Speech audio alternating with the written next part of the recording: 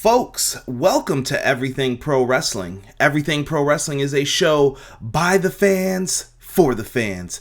I am your host, Conrad Cushman, and we are back with a review of NXT UK Takeover Blackpool 2. If this is your first time visiting the channel, you guys know what to do. If you want to help out the channel, do me a favor, make sure you click that like button. If you're watching live as we speak, make sure you guys are in that chat box showing me some love. This show was pretty amazing, and we're going to get into everything from the top of the card all the way to the bottom. Just make sure that you guys are hitting the like button. If you're new to the channel, you like what you see, hit the subscribe button, and we talk about anything and everything pro wrestling, so hopefully you guys can sit back and enjoy. And like I said, join the chat. I read comments and things that are said throughout. Can't wait to hear from you guys. First, though, we got to get to a little bit of sad news. Rest in peace to La Parka from AAA. Not the La Parka from WCW, but La Parka from AAA. This review will be in dedication of him. Just the overall fun and talking about wrestling. So, rest in peace to La Parka. And also, big shout out to the graphics designers. I know Rob helps out a lot. Sal Rex has given me some help with some of my designs as well. And PW Artistry, or Pro Wrestling Artistry, you guys can find him on Twitter. He does some remarkable work. He even has a little ask us about advertising thing. So if you guys want to know about advertising, contact me. All of my stuff's down below at the bottom here, or you can contact him. We got some people in the chat. I see some people very happy, and I don't know what King's feeling, but he put up a weird emoji of an angry face, it looked like. But if you guys need advertising, let us know. The grade scale for everything that I say is also below in the description box here. And I did not notice this until today. Today is year 3 for EPW. I just shared a Facebook post where I've actually made it kind of like what I'm doing today in 2016. So year 3 for us, man. So clap it up for us.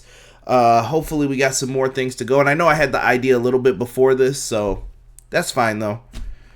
And don't forget tonight, guys, I'll be back once again for Impact Wrestling Hard to Kill review. So if you guys are interested in that show, come on back. Make sure you click subscribe. Let's start off with the commentary team. Tonight we had Tom Phillips and Nigel McGuinness on the commentary booth. Absolutely remarkable. I thought that they did a tremendous job here. Lots and lots of fun, man. Nothing really too harsh to complain about. They did their thing. It was good to hear Tom Phillips again. I never realized how much I kind of enjoy him on commentary. He's the straight man, but very easy to listen to. So no problems with that. What's going on, Connor, King, Rob? The Mr. Creative, what is happening, brother? Good to have you in here, man. Yes, we are going to talk about that as well, Mr. Creative, so make sure you guys stay in here if you guys have thoughts, comments on it. But let's start off with the first match, shall we? We start off with Trent Seven versus Eddie Dennis. Now, if you guys listened to my preview, I was not too excited about this match. I went in with the expectation of, I'm not invested in this, but I know this will be a decent match. And did these guys deliver that? I would say yes. This match had a lot of storytelling in it over Trent Seven being a man of the fans, a fan favorite, and Eddie Dennis kind of disagreeing with that.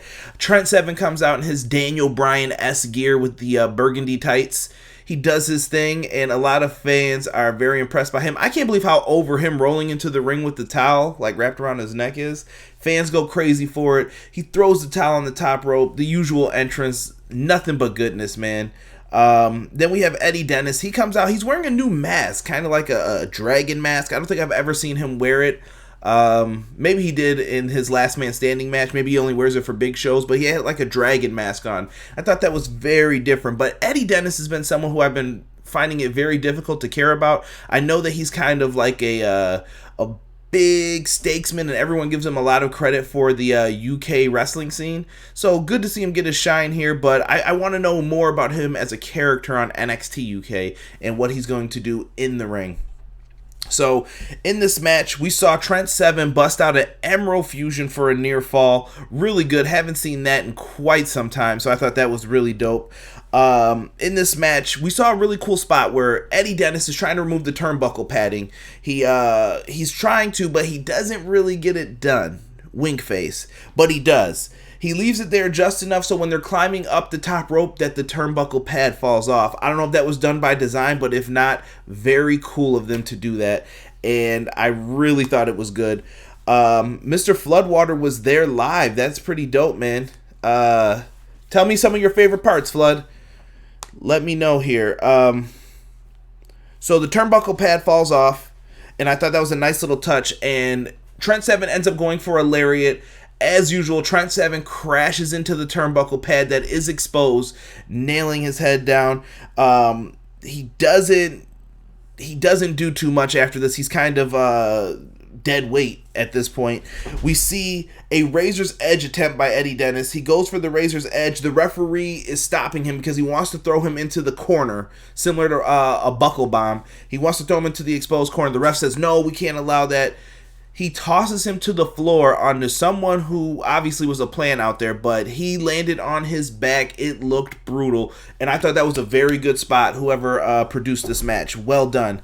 Now, afterwards, he brings him in.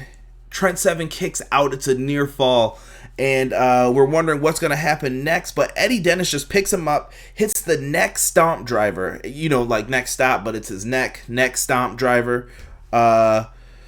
So, very, very well done. I give this a grade of a B-. Eddie Dennis picked up the win. I said it on the preview. I felt he needed this victory here. Not mad at it at all. Very cool. So, B- is the overall grade for that one. I thought they did a good job with what they had to work with. Let's get into the next match, which was the NXT UK Women's Triple Threat match. We had Kaylee Ray versus Piper Nevin versus Toni Storm. Now, this match needed to deliver, in my opinion, folks. Why? Because I feel NXT's women's divisions had kind of clunkers when it comes to women's matches. The first match with Toni Storm and Rhea Ripley, everybody thought Toni Storm was going to win, and she didn't pick up the win. Was it a bad thing? No, not at all. It wasn't that. But I felt the match ended a little too early, and we didn't get to see the magic that those two could have had. Eventually, Toni Storm wins the belt. Not a bad match once again. They were just all pretty much average. And then we got to this Kaylee Ray match last time. I thought they stunk out the joint at NXT TakeOver Cardiff. I did not like that match. That was the only match on there that was kind of like, It wasn't bad. It was just kind of, I wanted more. So I really wanted to see a great women's match here. And I thought that these ladies delivered a good one. In this match, we saw some impressive dives by all three ladies. At one point, we saw Toni Storm fly through the bottom rope on Kaylee Ray. Piper Nevin doing a flip off the apron onto Kaylee Ray. And Kaylee Ray ends up hitting a pretty nice dive off the top rope. Didn't know she had it in her, so good stuff. I really thought this one was good. Let's see here. Kaylee Ray ended up hitting her finisher on Piper Nevin and got a near fall. Toni stopped the referee, though, before the 3 count hit. That's how it was a near fall. I thought that was very well done. Toni was out of place. There was no way for her to stop it, and she grabs the referee's hand and stops him from coming down for the 3 count. Kind of heel, but you know what? It doesn't matter because she was trying to win that championship, and that's what I got from it. Toni Storm wants back the NXT UK Women's Championship. And I pose this question to you, live chat. What do you feel about Toni Storm's run since they started NXT UK? Because I thought she'd be a bigger deal, and it seems like Rhea Ripley has kind of overshot her and jumped over. So I just wanted to know, what did you guys think of that? And I'll get back to that at the end here. Let's get to the finish of this match, though. So we get a destroyer by Piper Nevin on Kaylee Ray. Everybody does destroyers these days, right? Toni Storm gets in a Storm Zero, but Nevin just gets there in the nick of time to break it up. Afterwards, we get a Storm Zero on Kaylee Ray, but onto Piper Nevin's back. She's down and out. Toni Storm then goes to the top rope and hits a frog splash. Not too bad. Very well done. And then during the pinfall, Kaylee Ray comes in, super kicks Toni Storm right in the face, and she steals the pin for the 1, 2, 3. Kaylee Ray gets the victory here, and I thought this was really good. I give this a B. This is what I wanted to see. I don't want to see those C's, C- matches from the women. I thought they really showed up here, and they did some very good things. I was hoping Piper Nevin would get the victory. I felt like it was her time, but she didn't get the win, so I give this a grade of a B. Let's go to the live chat real quick to see what they are in here saying. We have Mr. Creative saying Trent Seven and Tyler Bate are the ones who build NXT UK. 100%, sir. Brian Walsh says, I've seen Eddie lots of times in the UK. He has so much more to give given time. Okay. Mr. Floodwater said he loved the ladder match. We're going to get into that in a little bit here, Flood. Good women's match. Toni had it won. Mr. Creative said. King Savage said that was a good women's match. Mr. Floodwater, wasn't Piper in World of Sport Wrestling? I believe so. They had a lot of people signed over there. Brian Walsh has confirmed she was indeed. I like Toni, wanted her to win. Me too, Flood. I'm a big Toni Storm fan. Piper made a great recovery from her recent Bell's palsy. Yeah, that was really sad. That's one of the reasons why I really wanted to see her pick up the victory here. I don't know. Really wanted to see her pick up the win here. Shout out to Mr. Wrestling 92 on Reddit for that poster there. I don't know if he was the original creator, but that poster was really dope, so I just decided to put it in the corner there. I liked how it looked. B-Boy Skyline, what's going on, Jordan? He says, Toni Storm, I feel like, is going to show up in the Rumble. She deserves it. She can hang with those women. Like I said, it's just weird. He said, she said. Yeah, I feel weird though, just the spot where Toni Storm is. I thought she was going to be like elevated a little bit more, and she hasn't. And if you guys are just getting in here, make sure you hit a Storm 0 on that like button. I see we got about 5 people who haven't clicked it yet. Put me in those double digits, folks. Just need 3 more. Help a brother out. Let's get into the next match. I'm calling it. This was my match of the night. Easily. Jordan Devlin versus Tyler Bate. Tyler Bate is Mr. NXT UK TakeOver in my opinion. This is a story of jealousy. This goes all the way back to Jordan Devlin being eliminated from the original UK tournament. Tyler Bate taking off against him. And the ascendance of Tyler Bate into NXT UK. Now, he's been given opportunities and Devlin felt how do I want to put this? He overlooked because Tyler Bate got that last shot against Walter and they put on a match of the year candidate. And I love that they're playing off of this jealousy at this point. Very, very good stuff. So during all of this jealousy, we get ourselves a match here. This match, in my opinion, was one of the sleeper matches, as I said on the preview, that could steal match of the night. There were several that could have been it. And I think this match did their job. Now, Tyler Bate is only 22 years old, I believe. If he's older, I don't care. This dude is amazing for his age. If he's going to wrestle for years to come, you're looking at one of the greats. And I think this is someone who has lots and lots of trust. Now, when you look at Jordan Devlin, though, I feel Jordan Devlin is a main event competitor on the NXT UK brand. And he hasn't been given that opportunity to shine just yet. We'll have to see what happened. We're getting some breaking news. The Mr. Creative says Killer Cross is signed to MLW. No, Lara, what is going on? Yes. Oh, some people are debating on what the match of the night was. Okay, Devlin Bate was outstanding. Yeah, we're gonna get it. Mr. Creative, I'm right there with you, and we'll talk about it. Jordan Devlin, Tyler Bate. This match had everything in it. I don't have any of the stuff in the beginning written down. There was so much good wrestling. You couldn't ask for that to be written down. So a lot of good wrestling in the beginning. I started noticing things at the airplane spin. Once he started spinning around, and then he hits a brainbuster on Devlin for a near fall. Really good spot right there. Love the spot where they're trading the punches with each other. They're going back and forth, just punching each other. The fans were really getting into it, and at that point you were like, oh, this is going to turn into something special. And we end up getting Tyler Bates' rebound to where he usually sticks his neck in the ropes, bounces back off, and he goes for the clothesline, but he bounced right into a Spanish fly from Jordan Devlin for the near fall. And then after that, the arena was rumbling. Like, you could just hear, like, I'm just going to pound on the desk. It was just like, You haven't heard that since the Attitude Era. Exactly, the rumbles, the shakes in the arena. So Mr. Floodwater, Tom Colliehue, I know he was there as well. You guys know exactly when the rumbles are happening in that arena. You probably had to feel it. That's what the Attitude Era used to always feel like, and I love when you get that effect from the crowd. What is going on, Culture Club Wrestling? Good to have you in here, brother. So the arena is rumbling, things are happening, and one of my favorite spots in the match. So Tyler Bate and Jordan Devlin are on the top rope. Bate's going up basically to where he's climbing up to get Devlin. Devlin grabs him by his throat kind of, and he sort of walks and he powers him like this and says, "You're going here, I'm going here." And they did it nicely to where you were like, "Oh, okay, that's nice." And you just were like, look at the coordination between these two to walk over. And normally I get mad when it looks coordinated, but this was impressive that neither guy fell. And they walked perfectly over and around. And we ended up seeing a disgusting Spanish fly by Devlin. Perfection. Really good. Then he hit a side suplex on Tyler Bate. It's called the Devlin side suplex. 1, 2, 2.9. I swear to you, for a kick out. The fans were going nuts for it once again. We get some more great wrestling between the two. And Tyler Bate looks and he figures, how am I going to set this up?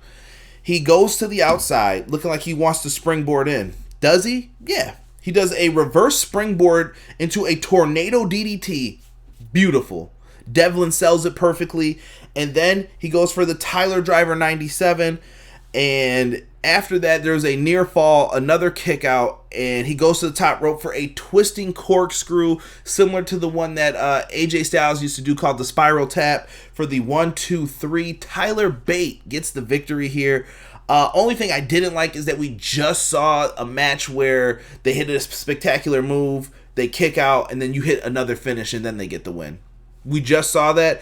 Only thing I could really complain about, but other than that, dude, this was a great match. These dudes showed up and did their thing, man. Jordan did kick out of that Tyler Driver 97. I was shocked when he did. I thought it was over there, but he kicks out, and the twisting corkscrew was enough to put him away. I give this a grade of an A-. This was up there with some of the Wrestle Kingdom matches I recently reviewed in the archives. Thumbs up. Let's get to match number 4. The match that I predicted would be match of the night on my show. NXT UK tag titles in a 4-way ladder match. Bruh. This was really fun too. We have the team of Gallus, Wolfgang, and Mark Coffey versus Mark Andrews and Flash Morgan Webster versus Imperium. Freaking amazing Marcel Bartel and Fabian Eichner versus the Grizzled Young Veterans. These guys were ready. They were ready to deliver on this match, and I really liked it. Little weird thing, if you guys didn't notice, Tom Colliehue was at the show. He reports a lot of the wrestling news that you guys read. You probably don't know who the source is. Sometimes he's one of them. Tom Colliehue reported that they put the actual NXT tag titles under the ring, and they put different belts up above for the ladder match. So maybe that was so they didn't get scratched. I'm not sure of the exact reason, but just a little side thing for you to know. So during this match, Imperium, nasty double drop kick with chairs on someone's face. I want to say it was Flash Morgan Webster maybe, or Mark Andrews. Double drop kicks. Love that spot when they hit that in this match. So much fun, dude. So Imperium hits those. Flash Morgan Webster, I liked his flips off the ladder, just because he's almost a cruiserweight, and he could do those flips that just make everything look great. And he was flipping off stuff that I'm like, oh, there's no way you could land on that and do that, but he was hitting it every single time. Perfection. We also had Gallus, the slingshot Samoan drop on top of a ladder. One thing I'll give the NXT UK guys and their style of wrestling, they don't have to do too much to make things hurt, they could do a DDT and they're winning matches off of regular moves like that, or a lariat, because they make things look so good. And I kind of like that a little bit. I like that they're bringing back some of the classic moves and doing what they have to do here. We also had a Fabian Eichner springboard moonsault. Looked great. I love the effect of when the guy bounces up off the ladder then lands back on it. Makes the landing look brutal when they do that. What else did we have in this? James Drake hit a 450 off the ladder. Good stuff. Zach Gibson has to be happy when he hit that. They set that up very nicely between the two of them. Gallus, they hit a ladder sandwich on everybody who was their competition in the ring. Gallus are badasses. The fans pop for tables once they get brought out, and the tables are set up between the barricades and the ring apron. Now, it looks like they were going for kind of a Hardy Boys-esque moment with Matt and Jeff Hardy. You know how Jeff would dive over onto somebody, but they were trying to get two moments for one with the double flips. A botch happens. When they put Mark Coffey on the table just breaks. He's a big boy. The table just breaks, and they have to do some quick thinking. Now, this is where you got to give props to Mark Andrews and Flash Morgan Webster. So Wolfgang is laying on the table, and this is supposed to be where he gets the spot, and it looks like they're kind of saying like, well, you take the spot and I'll hold the ladder or something. And instead, I don't know if it was Mark Andrews or Flash Morgan Webster, they said, yo, let's do it together. They both climb up the ladder at the same time and hook their arms around each other, and they both do the flip on top of Wolfgang. Very good pro wrestling, and if anybody's training to be a wrestler, that is exactly what the fans want to see. I like that they were able to think on their feet really quickly, get to that next spot, and they took him out. I loved it. That was my favorite spot in this match. Afterwards, we get what did they do here? Wolfgang, this spear. They're getting to the finish of the match. It looks like someone's supposed to hang on to the ladder for a German suplex. It gets kind of nasty.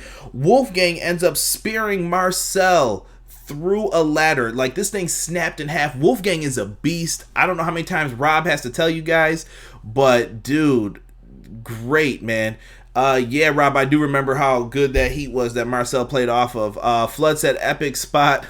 That ring was awfully full of furniture. Yeah, they had lots of ladders everywhere. That spear through the ladder, though, was perfect. And when you thought, right before that, you thought that maybe Fabian Eichner and Marcel were going to get the win for Imperium, Wolfgang crashes and makes sure that doesn't happen. Gallus gets the win as they send Marcel onto all the competition on the floor. Perfect victory here. I give this a grade of a B+. Just a notch below the Tyler Bate Jordan Devlin match. They did really good here. Like I said, even in the botch, though, they made it look good. They made this work. So, no complaints, dude. Easily a thumbs up for me. B+ for this one. We cut to the crowd after, and we see what is this guy's name here? Ridge Holland shown. He is a former pro rugby player. I'm sure you guys remember reading he got a tryout, I want to say like 2 years ago for WWE in like 2018, 2017. Went and did some independent shows, and he is back, and it looks like they have signed Ridge Holland, former pro rugby player, I should say, to the NXT brand. I look forward to seeing what he does. Very cool that they use the NXT spot here. Oh, there's someone in the crowd waving, like, yeah, I'm here watching. King Savage said that ladder broke in half. Webster's history in backyard wrestling came through. Yes, it did right there. They did some, like I said, I love all of those teams in that. Anybody could have won that and I would have been happy. And by the way, I say this every time, gotta say it one more. Best looking titles in the WWE, the NXT UK tag titles. I love them. Love them. Let's get to the main event, the final match for this. We have for the WWE UK title, Walter versus Joe Coffey. Coffey in this one, this was a match of two brutes. Brute strength, exactly what you expected. Coffey at one point hit a stalling suplex on Walter. Excuse me. Walter's chops are devastating throughout. I heard some of them live from people who were at the shows recording. Holy smokes, man. You do not want to eat a chop from Walter. They are brutal. They're busting capillaries in your chest, man. He hits a nice chop. Walter uses the Boston Crab as well. They did a really good job making Joe Coffey look like a fighter in all of this. Joe Coffey ends up pounding on Walter's legs to get out of this. And Coffey then hits a moonsault onto Walter. They tussle around, they wrestle a little bit more, and then there's a ref bump. Ref goes out of the ring, he's down and out. Here comes Alexander Wolf, the one member of Imperium who didn't have a match tonight, and he big boots Coffey into the face. He is trying to make sure that Walter gets the victory here. But then here comes Ilya Dragunov. He comes down to the ring, and he's been kind of standing with Gallus because they wanted him to join Imperium. He comes down, and he starts beating down on Wolf. During this, Wolf ends up going into Coffey, which crashed into his knee, and his knee is shot now. He is taken out. He has to roll to the floor. And I like that Nigel said he has to hide this from Walter because Walter will take advantage of this. And it was very well done. Put together nicely. Afterwards, Dragunov gets clotheslined by Walter. Walter sends him flying. We get a new ref who comes down and counts a near fall. Close. The fans are like, what's going to happen? The arena is rumbling. At one point, Walter's on the top rope and Joe Coffey, his knee buckles. And he ends up not being able to get up to the top. He makes his way up there, finally hits the belly to belly, but he's too weak to go for the pin. This reminds me so much of the Pete Dunne match from last year. It developed into a good match from a so-so start. Absolutely, Brian. I can definitely agree with that because it starts to pick up during the ref bump and everything else. After his knee buckles, top rope belly to belly is hit. Walter then goes for a big splash off the top rope. He connects 1, 2. We get another near fall in this. I thought it was over after the Walter splash, but it does not do anything for him. And afterwards, Walter begins to fight back, but Joe Coffey is wore down. What is he going to do? Walter gets on top of him and basically just falls on him and kind of puts I wouldn't even call it a real crossface to where he hooks the arm. He basically just puts clasps his hands and then just pulls back on his face just like that. And he does that, and eventually Joe taps out. I was shocked. I was like, that's it. That's how we're going to end this. And the show goes off the air. He puts up another valiant fight, but did not get the job done for the NXT UK title, or the WWE UK Championship. And he gets the win. I gave this a B+ as well for the match. And they're sitting there. Imperium is celebrating. You got the logo in the corner. And then what happens? Here they come. They are promoting their big show, Worlds Collide. And here come the NXT's Undisputed Era. They come into the ring and they haul ass and they beat ass. They take out everyone in Imperium. All I saw was drop kicks. I saw somebody get suplexed across a barricade, and Roderick Strong was feeling himself after doing that because he definitely was like, yeah. And he suplexes somebody right on the barricade. They take out everybody. Walter's in the ring, and Walter eats finishers from all of them. A knee strike from Roderick Strong. The high-low from the tag team champions, Bobby Fish, Kyle O'Reilly. And then we see the super kick from Adam Cole. They ended up hitting the last shot. I mean, dude, they came in and tore it up. Undisputed Era did the damn thing. And it was kind of the cherry on top of this Sunday. They put everything on there. They kind of gave you all the matches. They put the bananas. They put the syrup. They put the ice cream. Then they put the whipped cream on top. And then right when you thought the show was over, they give it to you. They're like, oh, wait, one more thing. Bloop, plop the cherry on top. The Undisputed Era shows up. And they came out and made it even better. I thought that this was a tremendous, tremendous finish to the show. I was very happy with it. Overall grade for this one, B+. I thought this was an excellent event. They did a good thing here. If you have not watched NXT UK in a while, I don't watch the weekly shows anymore, but this was fun. I enjoyed it. I thought it was really fun, and I'm glad that I came back in to watch that. Really good stuff here. It looks like everybody was happy in this one. Mr. Creative said making a huge segment. Yeah, I want to see this matchup now. I'll be curious to see who wins during Worlds Collide. We'll have that coming up real soon during the Royal Rumble weekend. Lots of shows happening. You got NWA Hard Time still coming up. Tonight, guys, we are going to be back to review Impact Wrestling's Hard to Kill. So if you guys want to check it out, make sure you guys are back in here for the review of that. That'll be later on this evening. Also later on today, I will be on Malik Kelly's channel, and we will be talking about our favorite Royal Rumble matches. So make sure you guys come on in there. And it's not the Royal Rumble itself. We're talking about matches that take place on the Royal Rumble card. I've got a few shocking ones that I'll be interested to see if they agree with on this. So we'll have a good debate show on his channel later on. But with that being said, King Savage said that this show is a B. Let me know, guys, in the chat. Is this a thumbs up or thumbs down show? Ooh, Wolfgang reminds me of Edge doing the spear. Dude, that was vicious, man. That was really good. John Morrison in ring. Yes, he is returning on Friday night. They made a huge statement in this one, though. So I see a lot of people. It looks like we're creeping around that B territory for a lot of people. So if you guys end up watching this after the fact, leave me a comment down below. Tell me what you thought of the show and what you're doing. With that being said, I'm going to watch some football and take care of some things around the house. I appreciate all you guys who came in here for the review. Come back later on tonight when we do our Impact Wrestling review. With that being said, this is Everything Pro Wrestling, and we are out. Peace.